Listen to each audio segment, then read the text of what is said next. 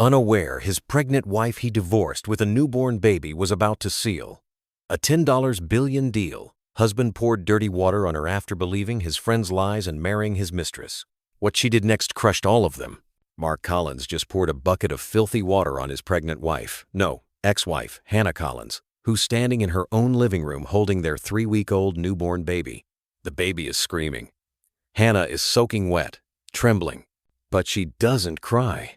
Behind Mark stands his friend David, arms crossed, nodding like he just saved Mark's life. "I told you she was cheating," David says. "I saw her with my own eyes." Next to David is Lena, Mark's mistress now, his new wife wearing Hannah's bathrobe, watching the destruction she helped create. Mark thinks he just exposed his pregnant wife's betrayal. David thinks his lies finally convinced his best friend to leave a woman who never deserved him. Lena thinks she won the man, the house, the perfect life. But none of them know Hannah isn't pregnant anymore. She gave birth alone 3 weeks ago while Mark was on his honeymoon with Lena.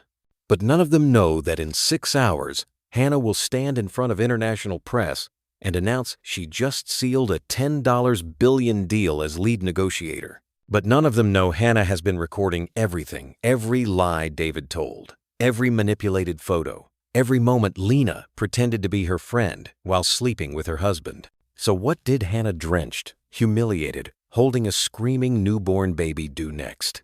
How did one divorced wife with a newborn baby take down a husband, a backstabbing friend, and a mistress all at once?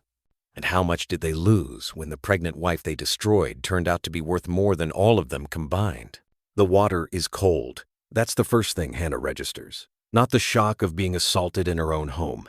Not the humiliation of standing there like a drowned animal while 3 people watch. Just the cold.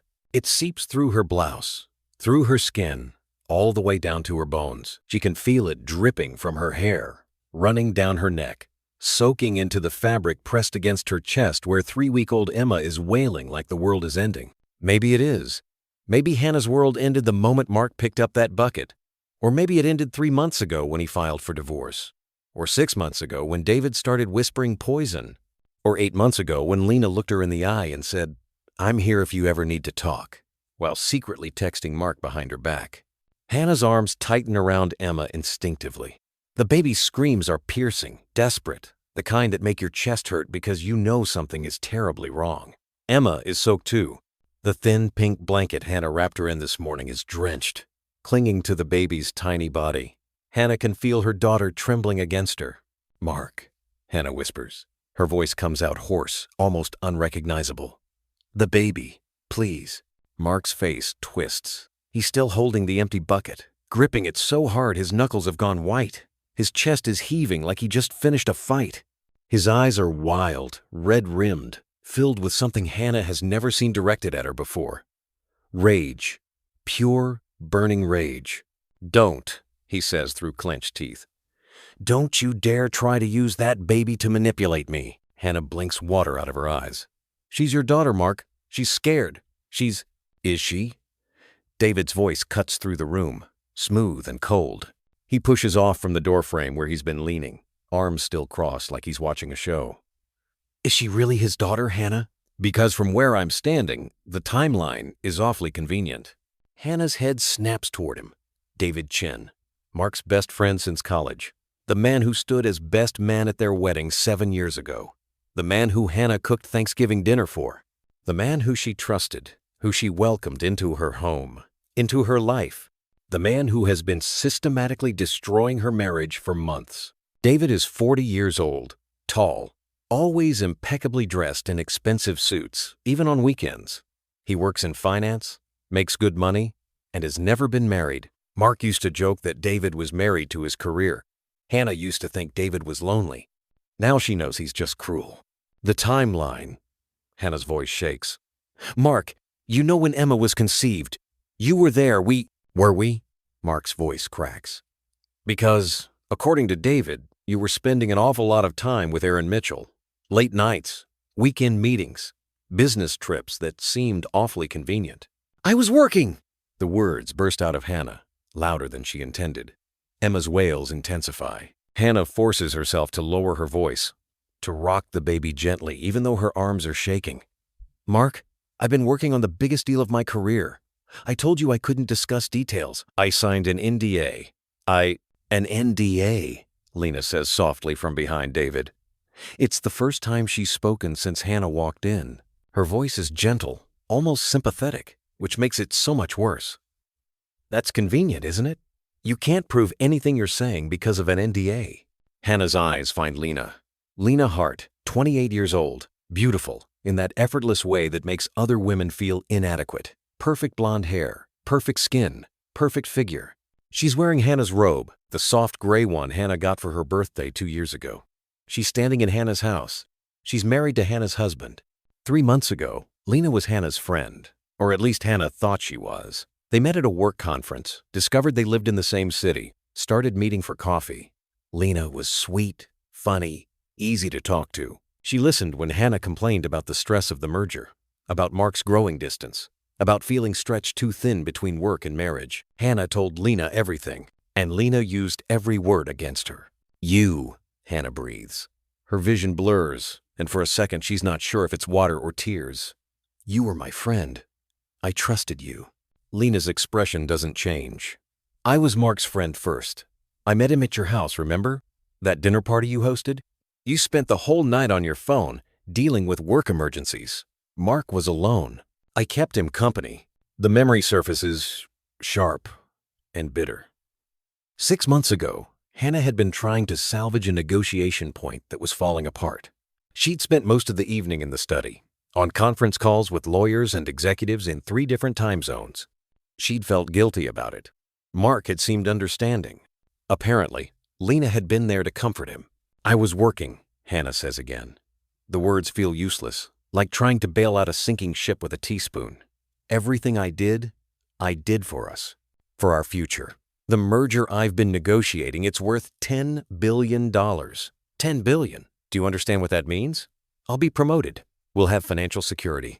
We can buy a bigger house, start Emma's college fund, travel, do everything we've ever talked about.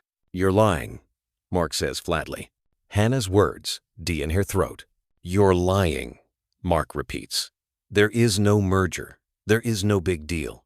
You're making it up to cover for the affair. Mark, David showed me the photos. Mark's voice rises. Multiple photos. You and Aaron Mitchell, outside your office building, at coffee shops, getting into the same car. Don't stand there and tell me those are fake. They're not fake, Hannah says desperately. But they're not what you think. Aaron is my co-negotiator. We've been working together for 6 months on this deal. Those meetings were about work. That's all. I swear to you, Mark, I have never been unfaithful. Not once. Not ever. David makes a sound, something between a laugh and a scoff. Hannah, I've worked in corporate America for 15 years. I know what business meetings look like. What I saw? That wasn't business. You don't know what you saw, Hannah says. Her voice is stronger now, even though Emma is still screaming. Even though water is still dripping down her face. You saw what you wanted to see, or what you needed Mark to believe. Why would I lie? David's eyebrows rise. What possible reason would I have to make this up? Hannah opens her mouth, then closes it. Because that's the question, isn't it? Why would David lie? He's Mark's best friend. He has nothing to gain from destroying their marriage. It doesn't make sense. Except it does. It makes perfect sense if you understand who David really is. Hannah has spent the last 3 months piecing it together, quietly, carefully, while recovering from the divorce and preparing for Emma's birth. David Chen isn't just Mark's friend. He's a man who has spent his entire life watching other people build what he couldn't have. A wife, a family, connection, love. David dates, but never seriously. He has money, but no one to share it with. He has success, but comes home to an empty apartment every night. And somewhere along the way, he stopped wanting those things for himself and started destroying them for other people. Mark was an easy target, insecure, devoted to his mother's opinions, married to a woman who was smarter, more successful, more driven. All David had to do was plant seeds of doubt and watch them grow. Mark, Hannah tries again. Her voice is shaking now. Exhaustion and desperation mixing together. Think about this. Really think.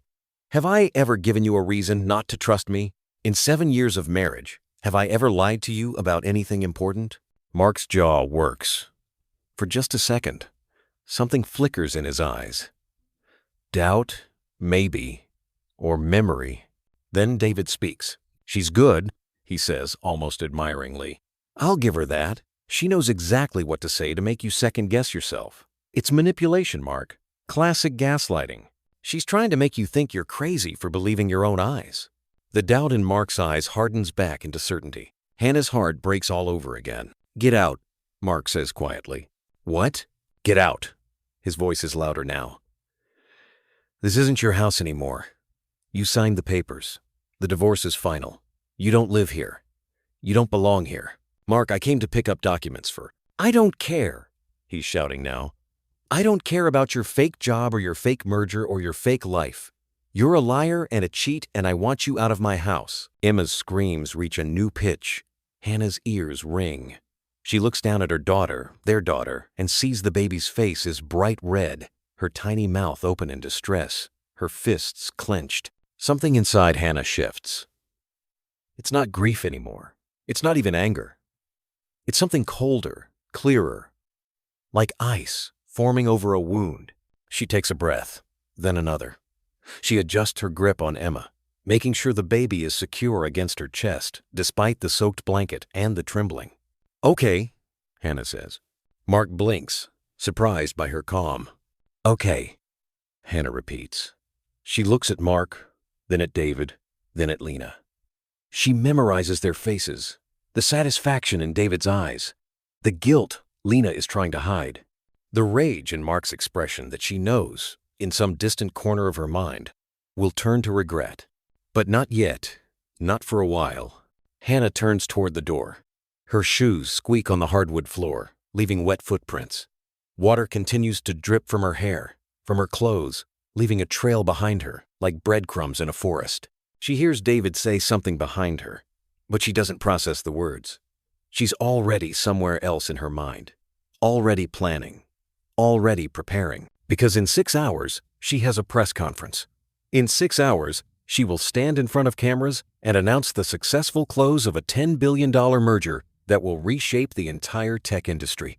In 6 hours, her face will be on every major news network, every business channel, every financial website. And Mark will be watching. So will David.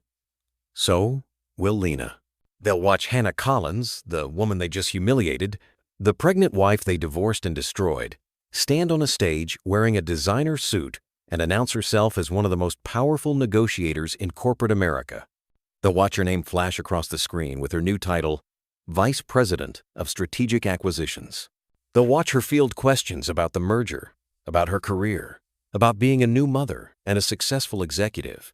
And they'll realize, too late, what they've done. Hannah drives through rain that feels like needles against the windshield. Emma has finally stopped crying, exhausted into silence in her car seat. The heater is on full blast, but Hannah can't stop shivering. Her clothes are still soaked, clinging to her skin like a second layer of shame. She grips the steering wheel so hard her knuckles ache. Her phone buzzes in the cup holder. She glances down. Arthur Hawthorne, her mentor, the man who believed in her when no one else did. She pulls over into a gas station parking lot and answers. Hannah. Arthur's voice is warm, concerned. Where are you? The prep meeting starts in an hour. Hannah looks at herself in the rearview mirror. Her hair is plastered to her head. Her mascara has run in black streaks down her cheeks. She looks like she's been through a war. I'm coming, she says. Her voice sounds steadier than she feels. Are you all right? You sound, I'm fine. The lie tastes bitter. I'll be there in 30 minutes. She hangs up before he can ask more questions. In the back seat, Emma stirs, making small whimpering sounds. Hannah reaches back and touches her daughter's tiny hand. I'm going to fix this, she whispers. I promise. 6 hours later, Hannah stands behind a curtain. She can hear voices on the other side, reporters gathering, cameras being set up, the hum of anticipation. She's wearing a navy blue suit she picked up from the dry cleaners 2 days ago. Her hair is pulled back in a sleek bun. Her makeup is perfect, covering the exhaustion, the tears, the devastation. Emma is with Arthur's assistant in a private room upstairs, safe, fed, sleeping. Hannah checks her phone one last time. A news alert flashes across the screen. She clicks it. Her heart stops. It's footage from a doorbell camera, her doorbell camera, the one she installed 6 months ago when David's lies started. The video shows everything. Mark throwing water, Emma screaming, Hannah walking out, soaked and trembling. The timestamp is clear. Last night. Someone leaked it. Maybe her lawyer. Maybe Arthur. Maybe someone who knew the world needed to see. The video already has 2 million views. Arthur appears beside her. They know, he says quietly. Every reporter out there has seen the footage. They're going to ask about it. Hannah's hands shake. She clasps them together. Let them ask, she says. The curtain pulls back. Lights blind her. She walks to the podium, shoulders back, chin up. Cameras flash like lightning. A reporter stands. Miss Collins, before we discuss the merger, can you address the video that's circulating online? The one showing your ex-husband assaulting you while you held your newborn daughter? Hannah grips the podium.